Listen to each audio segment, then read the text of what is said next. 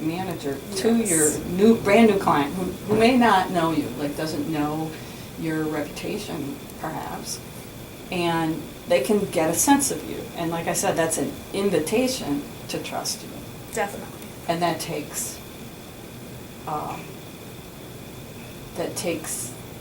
that's a little risk to step out there and be like, okay, this is how I'm going to do it. Yes. I'm so happy that you're focusing on these lesser addressed issues with project management. I think that's so great. So a few things popped into my mind when you were describing that. So one would be posturing versus authenticity, and how difficult that is also, and how that so oftentimes, especially in a new role at a new organization, I feel personally that there's a lot of posturing involved because you don't have that in-depth knowledge of the people in the organization. You don't have that information to work from.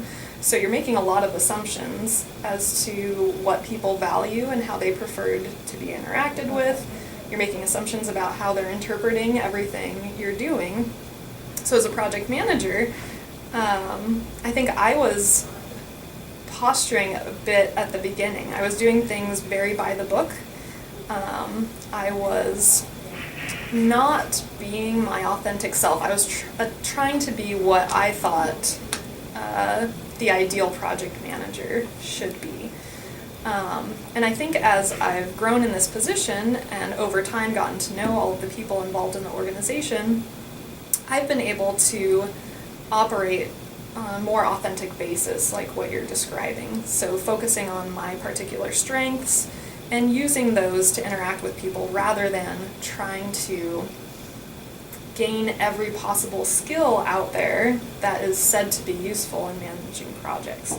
So some of the ones that come to mind, so like you said, lots of, you represent yourself in every interaction, in every product you make, everything you do. So some things that are probably communicated from me are, I guess, a preference for writing. So written material. So I tend, and preparation and consistency. So I tend to be the one who is, when you send out an email to schedule a meeting, it will have the agenda in it. It's in a written form, in bullets. Tries to be very concise and efficient, so that the meeting will go well. So I guess focusing on things like that, like written communications, and consistency, I guess, are things that I do naturally. Things that come less naturally to me are things like celebrating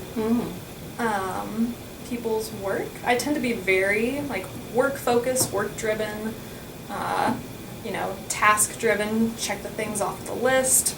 We're making progress, we're moving from one phase to another.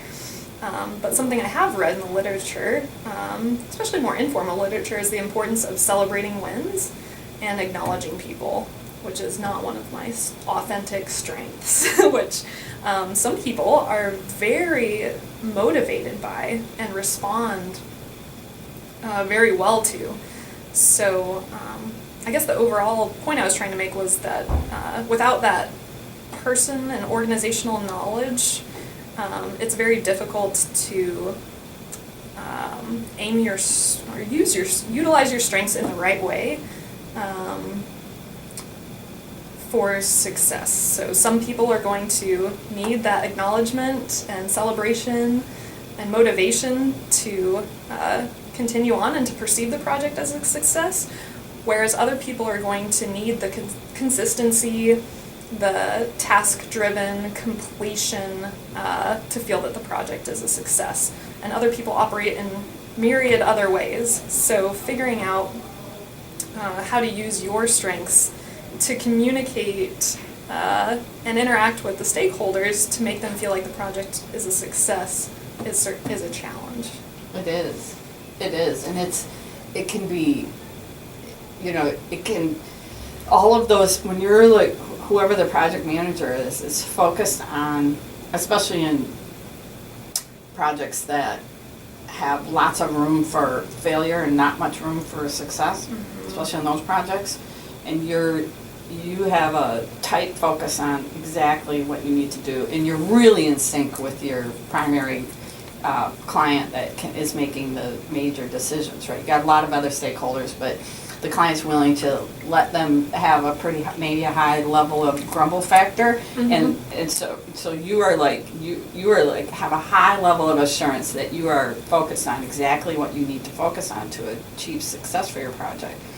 It can be really challenging to acknowledge that you have to withdraw some of your energy and your resources that you're dedicating to that, which you know that those are the key success factors to do these other things that your core self doesn't feel like are highly valued, and it really demands some self-reflection and looking at, okay, my way isn't the only way of doing things, and that can be challenging for a lot of project managers, because especially the more senior experienced ones, because they tend to be the people who tend to be good at it are the ones who tend to a lot of times have enough forcefulness of personality and a high tolerance for people telling them that they're wrong and things like that. I mean, that's how they were able to be successful. And so there's a kind of funny balance there. Like the very skills that helps a project managers be successful are the very things that get in their own way sometimes. Yes. And being able to, so then being one's authentic self sometimes requires to say that. I'm not very good personally at doing team project celebrations, and I need everyone else's help to help me with that. Or, who likes celebrations on the project team? Can you please help me with this? Like, can you be the one to identify the times and locations, where in the project does it feel like the right time to celebrate? I'm going to trust your judgment because you're really good at that, and I'm kind of lousy at it. Like that's bringing one's authenticity to a project team, so it requires again that project managers' willingness to be vulnerable again, to step out there and say, this isn't one of my strengths, and yet I know it's valuable. I believe it's valuable. I trust that it is valuable, and I'm crummy at it, so I need help. And that then invites trust from the team members as well. That is so helpful. Yes, I really appreciate that, actually.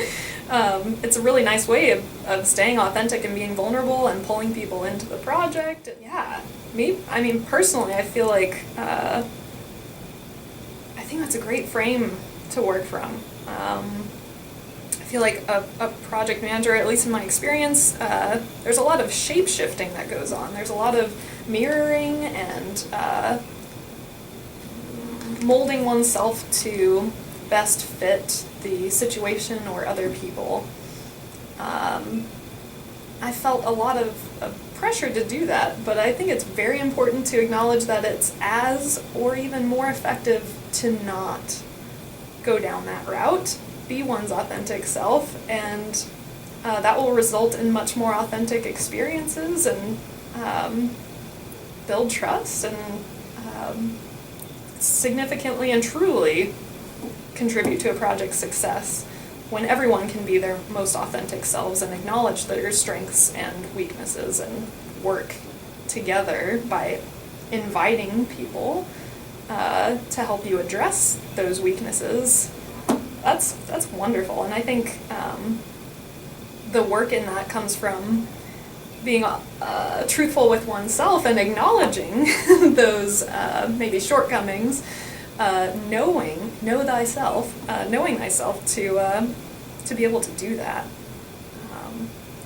So often project management is focused on knowing how other people operate. Yes. But I love the refocus on knowing how you operate and acknowledging that you can't possibly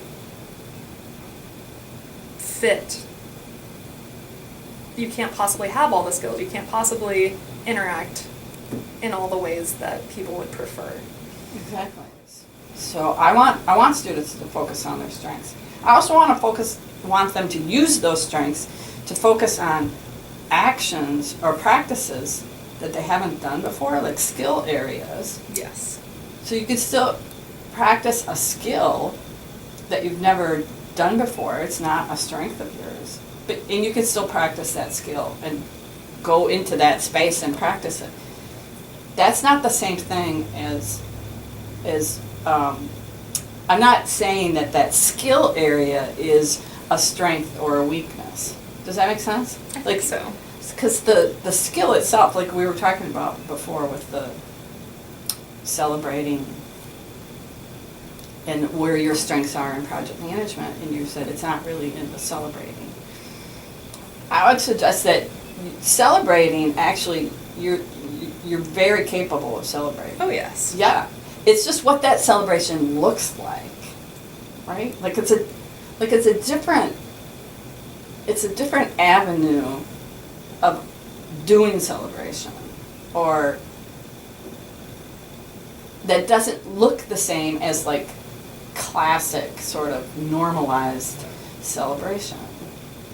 And so your weakness isn't in that you can't or don't know how to celebrate, or that you're lousy at it.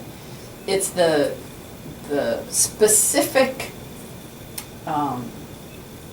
flavor or the specific way of celebrating that just isn't your preference as a human being.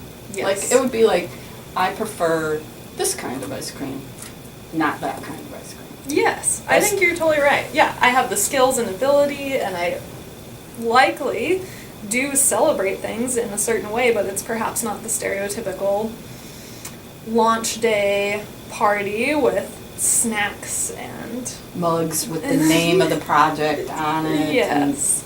And t-shirts and... Yes. I tend to do more one-on-one, like, very quick thank yous, which could maybe be perceived as celebrations and acknowledgement, over a large group setting with planned events and particular things like that. So yes, and I think it's so great you're building those skills. So it's kind of goes back to the beginning where we're not told in any of these manuals how to prepare for what types of contingencies necessarily, but focusing on one's own strengths and acknowledging that you can use those to not fix or build upon the skills you might think you don't have, but just using those in a way to make sure that those things are taken care of in some fashion that might not necessarily have to come from your own emotional labor or otherwise. I think that's wonderful. Yeah, and I think it's the area that,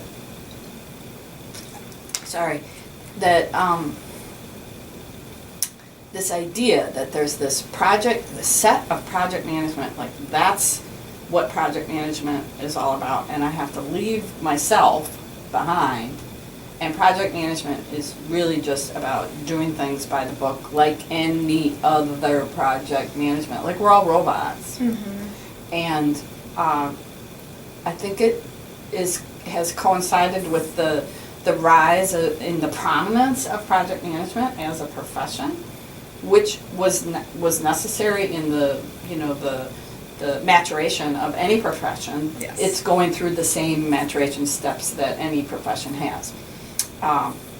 With the Project Management Institute, which is a worldwide organization which sets standards, and there's a certification process.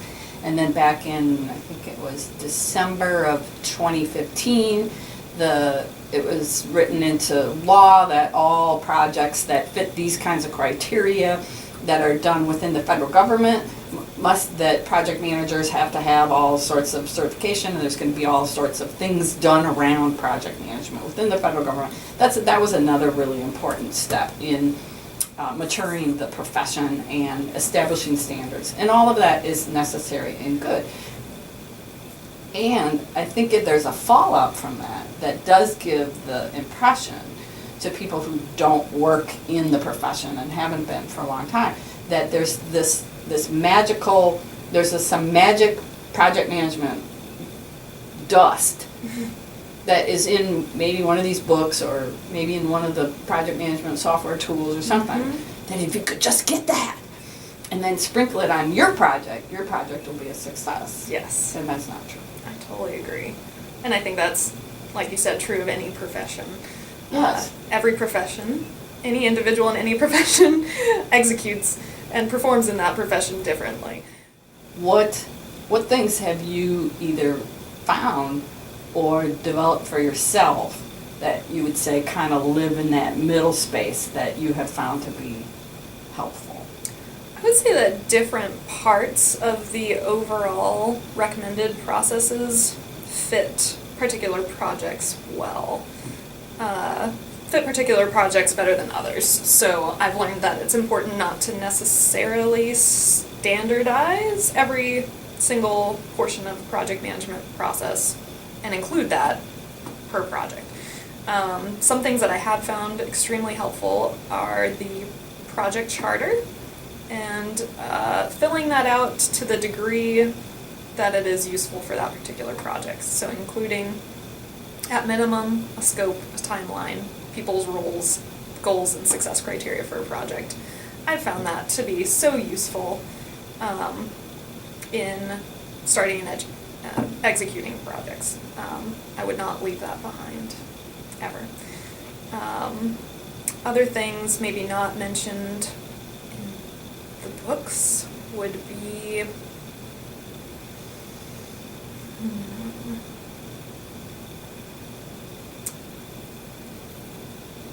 I'm thinking very particular to my area, so before I joined the team, lots of the communication and gathering of content, everything was being executed through email, which, as you can imagine, gets very messy very quickly.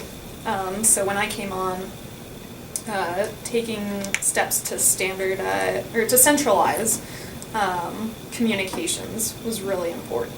So instead of sending emails back and forth, editing content, or even using a Word doc, using a collaborative cloud-based system like Google Docs, something like that, to manage content that develops over the course of a project, while it sounds very simple, has been very impactful for project efficiency and clarity amongst members of the project.